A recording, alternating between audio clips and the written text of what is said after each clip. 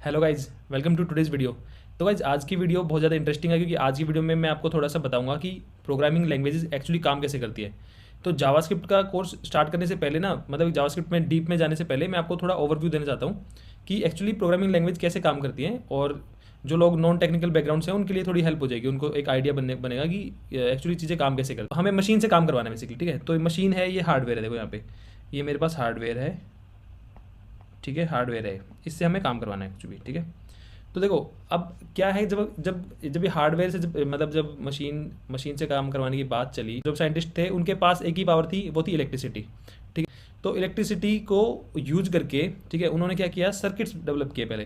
जैसे ये हार्डवेयर है तो इसके हार्डवेयर के अंदर ना छोटे छोटे सर्किट्स होते हैं बहुत सारे, जैसे कि ट्रांजिस्टर होते हैं और वो सब सर्किट होता है, ठीक है। जो आपने टीवी में और किसी में, रेडियो में, किसी में देखा होगा कि वो कनेक्टेड होते हैं वो आपस में, ठीक है, इस तरह कनेक्टेड होते हैं वो सब। उस लेवल पे आपको जाने की जरूरत नहीं है, वो थोड़ी ज़्यादा डीप हो जाएगा, ठीक है।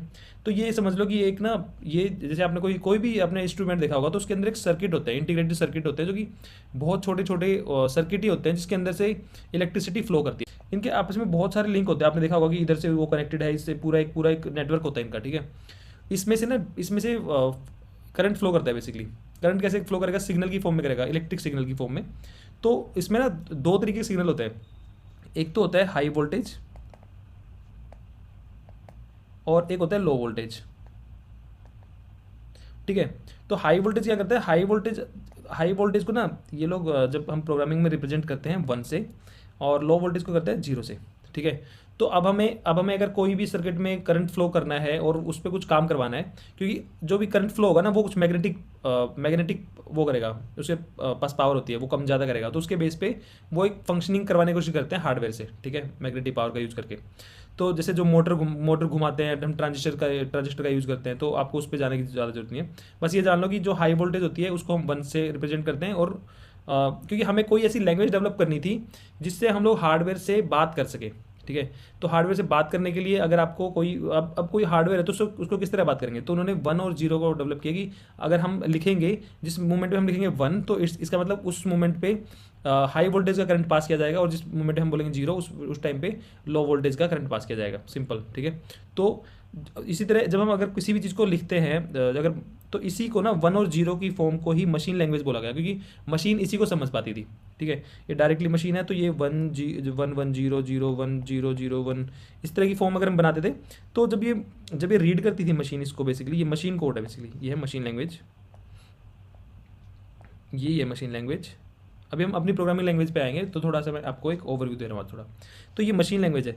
तो इस मशीन लैंग्वेज में क्या हुआ, ये जो मशीन लैंग्वेज है, इस जब जब भी इसको कोई, जब सीपीयू इसको रीड करेगा बेसिकली, तो वो क्या करेगा, वन वन के टाइम पे वो हाई वोल्टेज करंट पास करेगा, फिर एक और 1 मिला, फिर से हाई वोल्टेज करंट पास किया, फिर 0 मिला, 0 में फिर लो करंट पास किया, ठीक है। वो अंदर इन्होंने पूरी प्रोग्रामिंग कर रखी होती है कि वो कैसे कैसे फ्लो करेगा, और वो इसमें लॉजिक गेट्स भी होते हैं, अगर आपको याद हो, आपने इलेक्ट्रिकल में या फिर अपने बीटेक में पढ़ा होगा, एंड होता है एक, और गेट्स होते हैं, ठीक है, और नोट होता है, ठीक है। ये सब गेट्स होते हैं, तो इन्हीं गेट्स के हिसाब से, मतलब इन्हीं गेट्स के बेस पे वो करंट कभी इधर फ्लो करता है, कभी उधर फ्लो करता है, तो वो पूरा मतलब उसी के सर्किट के हिसाब से वो फ्लो करता है। गेट्स होते हैं बहुत सारे, ठीक है, उसमें नीचे जाने की जरूरत है। बस ये समझ लो कि जब ये मशीन लैंग्वेज होती है 1 0 1 0, ये इसके बेस पे वो हाई वोल्टेज पास करते हैं, लो वोल्टेज पास करते हैं, ठीक है, उसके अपने सर्किट के अंदर, और उस सर्किट के बेस पे करंट की मैग्नेटिक पावर लो और हाई होती रहती है, वो फिर अपना काम करती है मशीन, ठीक है। तो यहाँ तक बात होगी। अब हमारे पास क्या हुआ, जब स्टार्टिंग मशीन से इंटरेक्ट हुआ, तो उन्होंने सबसे पहले मशीन को इसी 1 0 1 0 की फॉर्म में ही इंस्ट्रक्शंस दी, क्योंकि मशीन को कुछ ना कुछ इंस्ट्रक्शन देनी पड़ेगी, अगर हमें कुछ काम करवाना है तो हमें कुछ ना कुछ इंस्ट्रक्शंस देनी पड़ेगी। तो वो उन्होंने 1 0 1 0 की फॉर्म में दी, और यही बन गई मशीन लैंग्वेज, ठीक है, क्योंकि मशीन को डायरेक्टली समझ में आती थी, ठीक है।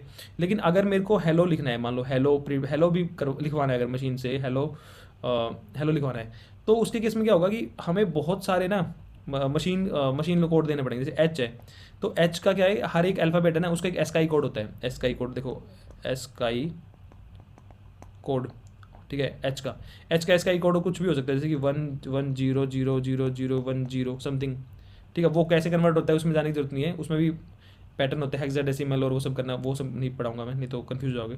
बस ये मान लो कि हर एक अल्फाबेट का एस्काई कोड होता है। मान लो आपने एच को रिप्रेजेंट करने के लिए इतने सारे ले लिए, फिर ई को रिप्रेजेंट करने के लिए भी आपने 0 1 1 1 0 0 1 1 लिया, आपने कुछ भी लिया इतना सारा, ये आपका ई है, ये आपका एच है, ये वाला इतना, ये आपका ई है, सोचो आपने। फिर एल के लिए फिर से आपने 1000 तक, ये बहुत सारी चीज़ आपने ली, ठीक है। तो मान लो ये आपको हेलो लिखने में 10001110100001, ये बहुत सारी ऐसी कोडिंग होगी, ठीक है। तो ये जो कोडिंग बनी ना, ये कोई ह्यूमन फ्रेंडली नहीं है बेसिकली। इसको छोटे मोटे टास्क तो शुरुआत में कर सकते थे, लेकिन ये पॉसिबल नहीं है कि हम बड़े टास्क इसके थ्रू कर सकें, क्योंकि वो आप उससे नहीं, आप एक ह्यूमन उसको नहीं लिख सकता कन्वर्ट कर करके बार बार। और जिस टाइम पे ये लैंग्वेज डेवलप हो रही थी 1950 में, 1940s के आसपास, उस टाइम तो बिल्कुल भी कोई कैसी कैपेबिलिटी नहीं थी कि इन सबको हम आर्टिफिशियली या वैसे डेवलप कर सके, लोगों को खुद ही कैलकुलेट करके लिखना पड़ता था, ठीक है। तो ये तो पॉसिबल नहीं था। तो उस टाइम पर जो कंप्यूटर साइंटिस्ट थे उनको रियलाइज़ हुआ कि हमें ना मशीन लैंग्वेज से हमारा काम नहीं चल पाएगा, हमें इसको थोड़ा सा ना और एब्स्ट्रैक्ट करना पड़ेगा। एब्स्ट्रैक्ट का मतलब है कि हमें थोड़ा सा इसको ह्यूमन रीडेबल फॉर्म में लाना पड़ेगा इसको, ठीक है। तो अब उन्होंने क्या किया उसके बाद, देखो ह्यूमन रीडेबल में क्या किया, ये आप अपने पास आ गई थी मशीन लैंग्वेज, ठीक है। मशीन लैंग्वेज जैसे कि आ गई थी हमारी, देखो अब ये हमारे पास आ गई थी 01011001 समथिंग आ गई, ठीक है। तो उन्होंने बोला कि इसकी 01 की ना कुछ हम एक ऐसा सॉफ्टवेयर लिखेंगे, ठीक है। ऑब्वियसली 01 की फॉर्म में लिखना पड़ेगा, लेकिन ऐसा सॉफ्टवेयर लिखेंगे कि जिसको हम अगर बोले ना कि अगर हम बोले कि उसको हम एच दें तो अपने आप ही कन्वर्ट कर दे इसमें उठा के, ठीक है। 100 में अपने आप ही कर दे, फिर ई देंगे तो वो अपने आप कर देगा, एल देंगे तो भी अपने आप कर देगा उठा के, ठीक है। तो उन्होंने बोला कि हम एक ऐसी कोड कर देंगे कि अपने आप कर देगा। तो उस टाइम पे स्टार्टिंग में एक डेवलप हुई, इनको बोलते थे असेंबली लैंग्वेज। असेंबली लैंग्वेज थी ये।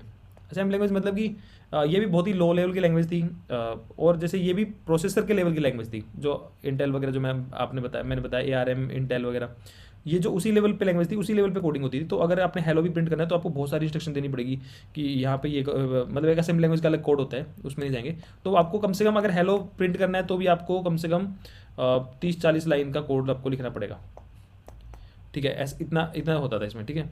अब ये भी मतलब थोड़ा टाइम इससे काम चलाया, अब उनको लगा कि यार इसको भी ना थोड़ा सा हम और ईजी करना चाहिए, ठीक है, और ईजी कर सकते हैं इसको। तो उसके बाद कुछ और लैंग्वेज आई, जो कि उसके बाद एक बहुत फेमस लैंग्वेज आई, वो थी सी लैंग्वेज। तो उन्होंने क्या किया, सी लैंग्वेज बनाई। सी लैंग्वेज को उन्होंने बोला कि हम सी लैंग्वेज के थ्रू जो भी अगर हमने हेलो वर्ल्ड प्रिंट करना होगा तो हम हेलो वर्ल्ड सिंपल सी लैंग्वेज में प्रिंट कर देंगे, ठीक है। सी लैंग्वेज हमने प्रिंट कर दिया, हेलो वर्ल्ड प्रिंट कर दिया मान लो, वो हेलो वर्ल्ड प्रिंट होकर असेंबली लैंग्वेज उसको अपनी लैंग्वेज में कन्वर्ट कर देगी, जो वो 20-30 लाइन वाला करती थी। फिर वो 20-30 लाइन वाला जो है वो 1010 की फॉर्म में कन्वर्ट हो जाएगा, ठीक है। ये चीज़ यहाँ तक होगी क्लियर। तो इस तरह उन्होंने बोला कि हम ये कर देंगे। अब लोगों को ना, जो भी डेवलपर थे उनको लिए सी लैंग्वेज सीखना ईजी हो गया, क्योंकि वो ईजिली कर सकते थे। बट वो अल्टीमेटली क्या, सी कन्वर्ट होगी असेंबली में, जो इसका कंपाइलर था बेसिकली वो असेंबली में कन्वर्ट होगी। असेंबली क्या करेगी, असेंबली लैंग्वेज कन्वर्ट होगी 1010 की फॉर्म में, ठीक है। यहाँ तक चीज़ ठीक है, ओके। अब सी लैंग्वेज तक हम आ गए। अब सी के बाद क्या हुआ, उनको लगा कि हम सी को ना और पावरफुल बनाते हैं, सी में भी थोड़ा और चीज़ ऐड करते हैं, क्योंकि सी के पास जो डेटा स्ट्रक्चर था, अभी मैं डेटा स्ट्रक्चर पर नहीं जाऊँगा मतलब, क्योंकि मैं अभी पढ़ाऊँगा तो आपको टेंशन लेने की जरूरत नहीं है। तो मतलब ये समझ लो कि सी को भी उन्होंने एडवांस करने की कोशिश की कि सी को हम ऑब्जेक्ट ओरिएंटेड कर देंगे।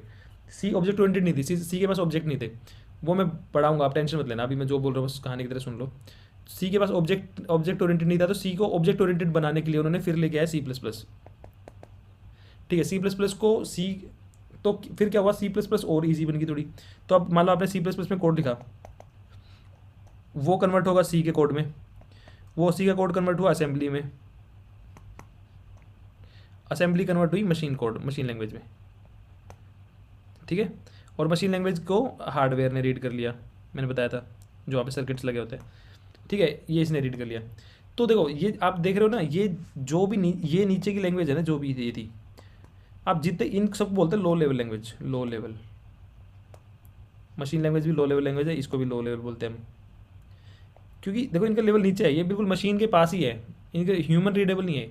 ये सिर्फ हाई लेवल लैंग्वेज बन गई, सी हाई लेवल बन गई और C++ भी हाई लेवल बन गई।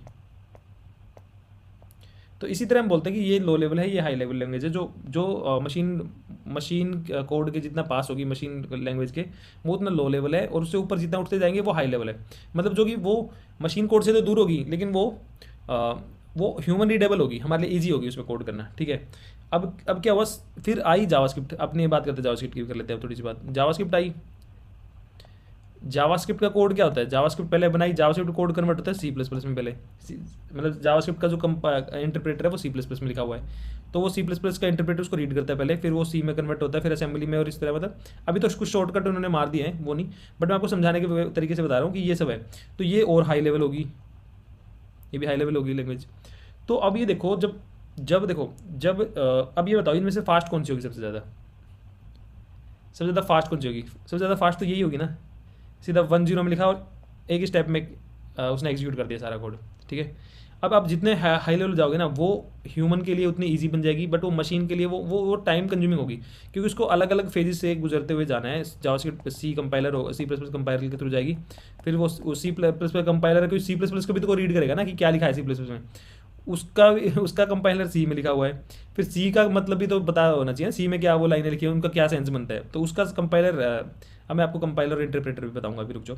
उसका असेंबली में लिखा होता है, असेंबली वाला मशीन में लिखा होता है, मशीन का फिर जाके यहाँ पे एग्जीक्यूट होता है। तो इसीलिए कोई भी जो हाई परफॉर्मेंस लैंग्वेज होती है ना, वो उसको लो लेवल रखा जाता है, ठीक है। अगर आपको परफॉर्मेंस चाहिए तो लो लेवल लैंग्वेज में कोड किया जाएगा, इसीलिए बोलते हैं कि जैसे सी प्लस प्लस को बोलते हैं कि भाई ये हाई लो, मतलब एक अच्छी परफॉर्मेंस वाली लैंग्वेज है, क्योंकि उसका एक स्टेप उसका और भी कम हो गया उसका, ठीक है। जावास्क्रिप्ट बहुत टॉप पे है, जावास्क्रिप्ट देखो अब जावास्क्रिप्ट का भी यूज करके अगर इसको और आगे बढ़ा दे इस हायरार्की को, जावास्क्रिप्ट का यूज करके फिर अपने रिएक्ट बना दी, ठीक है। अब रिएक्ट भी क्या है, जावास्क्रिप्ट ही तो है, और रिएक्ट कन्वर्ट होगी जावास्क्रिप्ट में पहले, और फिर जावास्क्रिप्ट ऐसे चलती जाएगी। तो अब जितना भी ऊपर लेवल पे जाएंगे वो उतनी परफॉर्मेंस डाउन हो जाएगी, जितना लो लेवल पे रहेंगे उतनी परफॉर्मेंस आपकी बहुत अच्छी होगी। अगर अगर कोई वैसा कोड है कुछ उस तरह का जो कि बहुत ही ज़्यादा है, जैसे कि एग्जांपल के तौर पे नासा वगैरह का कोड है कुछ वैसा वाला, वो सी प्लस प्लस भी यूज़ नहीं करेंगे, क्योंकि उनको चाहिए हाई परफॉर्मेंस बिल्कुल, मतलब मिली सेकेंड का भी गैप नहीं होना चाहिए। तो वो तो आज भी मे बी वो पता चले असेंबली में लैंग्वेज में कोड कर रहे हो वो लोग, कोई बड़ी बात नहीं है। तो वो बिल्कुल उनको चाहिए हाई परफॉर्मेंस। अब हम लोग वेबसाइट वगैरह बनाते हैं, हमें कोई फ़र्क नहीं पड़ रहा कि 1 मिली सेकेंड का मतलब क्या 1 मिली सेकेंड से क्या फ़र्क पड़ रहा है, ठीक है। तो हम लोगों को उतना एग्जीक्यूशन फ़र्क नहीं पड़ता है। लेकिन जो हाई परफॉर्मेंस चीज़ होती है, जो गेम, इसलिए जो बोलते हैं गेम्स बनते हैं वो सी प्लस प्लस में बनते हैं, कोई भी जिस तरह की चीज़ होती है वो उसमें बनती है। अब सी में इसलिए नहीं बनती, सी के पास ना ऑब्जेक्ट का फीचर नहीं है सी के पास। ऑब्जेक्ट का फीचर बहुत बड़ा फीचर होता है, मतलब बाद में कभी मैं बताऊंगा। ऑब्जेक्ट मतलब एक बहुत ही पावरफुल चीज़ होती है, ऑब्जेक्ट नहीं है सी के पास, तो सी थोड़ी लैग कर जाती है उस चीज़ में। लेकिन सी प्लस प्लस का कंपाइलर सी में लिखा हुआ है, तो वो गुजरता हुआ जाएगा सी के थ्रू ही, ठीक है। तो देखो ये चीज़ होगी, ठीक है। अभी आई होप कि तो आपको थोड़ा सा आया हो समझ में। अभी मैं और बताता हूँ थोड़ा सा एक्चुअली क्या होता है। ये वाली चीज़ होगी है। अब आती है बात कंपाइलर इंटरप्रेटर की। कंपाइलर क्या है और इंटरप्रेटर क्या है। देखो आपने कोई कोड लिखा है, मान लो कोड लिखा है कुछ भी, ठीक है। कंपाइलर क्या करेगा, पहले इस कंपाइल, ये जो कोड है ना, ये आपने मान लो फाइल में अपना कोड लिखा है, ठीक है। इस कंपाइल करके ना इसको एग्जीक्यूटेबल फॉर्म में कन्वर्ट करके रख लेगा पहले ही, मतलब कंपाइल कर देगा उसको। जैसे कि जैसे आप सी प्लस प्लस यूज़ करते हो, जावा करते हो, तो ये एग्जीक्यूटेबल फाइल बना देंगे, ठीक है। आपने एक एग्जीक्यूटेबल फाइल बना दी इसकी, एक छोटी सी फाइल बन गई उसका, इसकी एग्जीक्यूटेबल फाइल है। इसके अंदर कुछ नहीं है, लेकिन ये सिर्फ 1001 है इसके अंदर, वही अपना पुराना 1010, ये एग्जीक्यूटेबल ही है, डायरेक्ट फाइल ये बना दिया। जब कंपाइल आप करते हो तो आपने देखा होगा कि जैसे आप सी प्लस में कोड लिखते हो या किसी का जावा का लिखते हो, तो कंपाइल होकर रख लेते हैं। कंपाइल होकर वो एक उसको 100 की फॉर्म में कन्वर्ट करके एग्जीक्यूटेबल फॉर्म में रख लेते हैं बना के, ठीक है। इधर दूसरी साइड आती है अपनी इंटरप्रेटेड लैंग्वेज, जैसे कि आपने कोड लिख रखा है बहुत सारा इस तरह। इंटरप्रेटेड क्या करेगा उसको ना, इंटरप्रेटर क्या करेगा, वो कंपाइल नहीं करेगा पहले से ही, वो एक लाइन पकड़ी पहली, उसको एग्जीक्यूट कर दिया, जो लाइन बोल रही है उसको चला दिया उसको बेसिकली, फिर दूसरी लाइन पकड़ी उसको चला दिया, तीसरी लाइन पकड़ी उसको चला दिया। और यहाँ पे क्या हो रहा है कि वो पहले ही सबको रीड करके सबको 10 की फॉर्म में कन्वर्ट कर देगा। अब जब यहाँ पे मशीन है हमारी, हार्डवेयर है, यहाँ पे हार्डवेयर से जब इंटरेक्शन होगा, मान लो हार्डवेयर है तो यह मशीन है हमारी, मशीन हार्डवेयर है, मशीन है मान लो, उससे ये वाला जल्दी इंटरेक्ट कर जाएगा क्योंकि इसको कन्वर्जन नहीं करना है। लेकिन ये क्या कर रहा है, ये भी उसी फॉर्म में जाएगा, थोड़ा सा सी प्लस प्लस में, फिर सी में, फिर असेंबली में, और फिर मशीन में जाएगा, वो इस तरह जाएगा। लेकिन इसमें क्या होता है, इसमें एग्जीक्यूशन फास्ट होता है, क्योंकि इसमें क्या होता है, इसमें आपने अगर जैसे ये है अपनी इधर लगा लो सी प्लस प्लस है इसमें, और जावा है इधर, ठीक है, और आई थिंक सी शार्प भी है वाली, ये सी शार्प है, ठीक है। ये सब लैंग्वेज कंपाइल्ड है। इधर आते हैं तो इधर है अपनी जावास्क्रिप्ट है, पाइथन है, आई थिंक PHP भी है, अगर मैं गलत नहीं हूँ तो शायद चेक कर लेना। तो ये क्या करेगी, वन बाय वन एक लाइन को पकड़ी एग्जीक्यूट किया, एक लाइन को पकड़ा एग्जीक्यूट किया, जो भी चलता जाएगा। और ये क्या, जैसे आपने एक छोटा चेंज किया, आपने एक वेरिएबल का नाम था राम था और उसको श्याम कर दिया, तो इसको तो फिर से पूरा कंपाइलिंग चलानी पड़ेगी ना पूरी, ये तो फिर से बनाएगा पूरा 1010 फिर बनाएगा। तो आपने अगर छोटा सा चेंज किया है तो भाई ये तो फिर पूरा फिर से कंपाइल करेगा, फिर से कंपाइलेशन में टाइम लगाएगा। इसलिए इसलिए क्या होता है, वो जो जो बहुत बड़े बड़े जो प्रोजेक्ट है, जो बहुत बड़े बड़े प्रोजेक्ट है, वो कंपाइल होने में ना, मतलब मैंने देखा है 5-5 मिनट भी लगा लेते हैं। जैसे कि अगर पहले पुराने प्रोजेक्ट बनते थे वो 5-5 मिनट लेते थे, अगर आपने कुछ भी चेंज किया कंपाइल हो रहा है सेव करने पे, वो फिर ले रहा है टाइम, ठीक है। तो वो डेवलपमेंट में टाइम लेता था। ये क्या करते हैं, इसको कोई मतलब नहीं है भाई, इसको तुमने कुछ चेंज किया सेव करो फाइल, और सीधा जब वो तुम रन करोगे तब रन के टाइम पे वो तुम्हें एग्जीक्यूट करने लग जाएगा, लेकिन वो रन के टाइम पे थोड़ा सा टाइम लगेगा। और यहाँ पे क्या है, अगर तुमने कंपाइल करके रख लिया फिर वो खटाक से चल जाएगा, ठीक है। तो यहाँ पे कंपाइल करने के में टाइम लगता है और यहाँ पे कंपाइल में टाइम लगता है, यहाँ पे one line by line read करते हैं, बट क्योंकि वो कन्वर्ट होता है अलग अलग प्रोसेस के थ्रू तो उसमें भी टाइम लग जाता है। तो ये दोनों अलग अलग मेथड है, कोई लैंग्वेज ये फॉलो करती है इंटरप्रेटर को, कोई कंपाइलर को फॉलो करती है, ये कोई वो नहीं है, ज़्यादा टेंशन वाली चीज़ नहीं है। इसमें एक चीज़ हो रहती है कि डीबगिंग का, इसमें अगर एरर आई कोई, मान लो आपने कोड में कुछ गलत कर दिया, एरर आ गया, तो यहाँ पे कंपाइल टाइम एरर आ गया है, मतलब वो पहले ही जब वो 011 में कन्वर्ट करने की कोशिश करेगा ना, तभी वो पूरा कोड तो रीड करना ही है कंपाइलर को, तो वो बोलेगा कि यार ये तो गड़बड़, आपने गलती कोड लिखा है, तो आपको यहीं पे एरर दे देगा। और यहाँ पे क्या होगा, यहाँ पे कोई चेक करने वाला है ही नहीं, यहाँ तो आपने कुछ भी अनाप शनाप लिखा सेव कर दिया, उसके बाद वो चलेगा जब वो यहाँ पे आएगी रन टाइम एरर आएगी, और यहाँ पे आएगी कंपाइल टाइम एरर,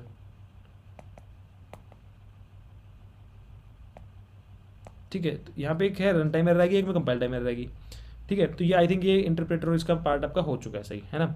तो अब एक दो चीज़ और आपको बताता हूँ मैं। देखो, जब आपने मान लो जावास्क्रिप्ट पे कोड लिखा, कुछ भी लिखा, मान लो मैं अभी आपको चलो मैं बताता हूँ कुछ भी, मान लो वेरिएबल, अभी आप टेंशन मत लेना कि ऐसा क्यों लिख रहा है, इसका मतलब क्या है, आपको अगर समझ में नहीं आ रहा तो इग्नोर करना है बस। अभी वेरिएबल b=30, ठीक है, आपने ये लाइन लिखी है मान लो अभी, तो ये क्या होगा, इसमें क्या होता है, ये वेरिएबल्स उठाया, मतलब जो पूरा प्रोग्राम अपने सॉफ्टवेयर की बहुत सारी लाइन आपने लाइन लिखी है जावास्क्रिप्ट की इस तरह करके, ठीक है।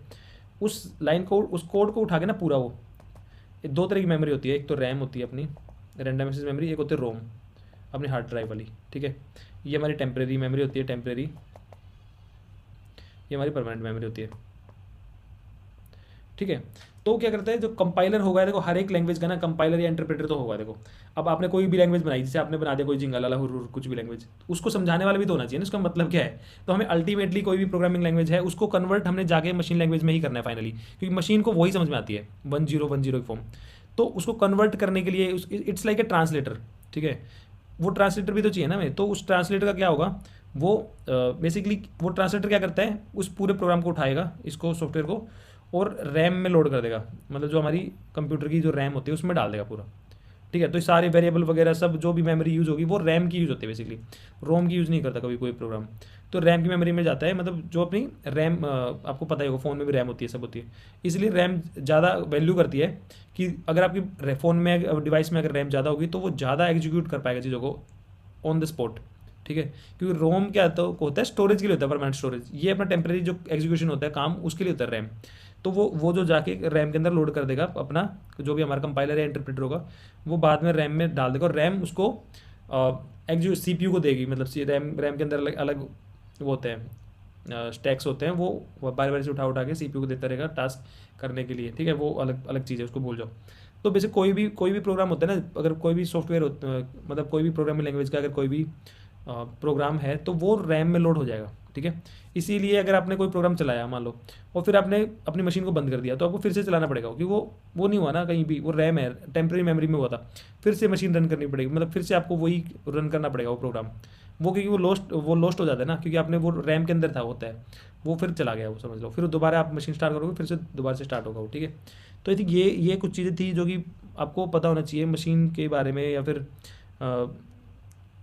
एज ए प्रोग्रामर आपको ये सब चीज़ें पता होनी चाहिए ये काम। तो गाइस ये थोड़ा ओवरव्यू था आज का कि हमने किस तरह प्रोग्रामिंग लैंग्वेज काम करती है। अभी नेक्स्ट में हम सीखेंगे डेटा टाइप्स क्या होते हैं, कैसे हम उनको मतलब किस किस तरह के डेटा टाइप्स होते हैं, मेमोरी में कैसे सेव होते हैं, कितनी तरह के डेटा टाइप्स होते हैं जावास्क्रिप्ट के अंदर, वो सब चीज़ें देखेंगे, उनका क्या यूज है, क्या उनकी वैल्यू है, क्या हम उनको कन्वर्ट कर सकते हैं एक डेटा टाइप को दूसरे में, और उनकी मतलब एग्जैक्टली क्या मतलब क्या है उन चीज़ों का, ठीक है, वो सब हम जानने की कोशिश करेंगे अगले लेक्चर में।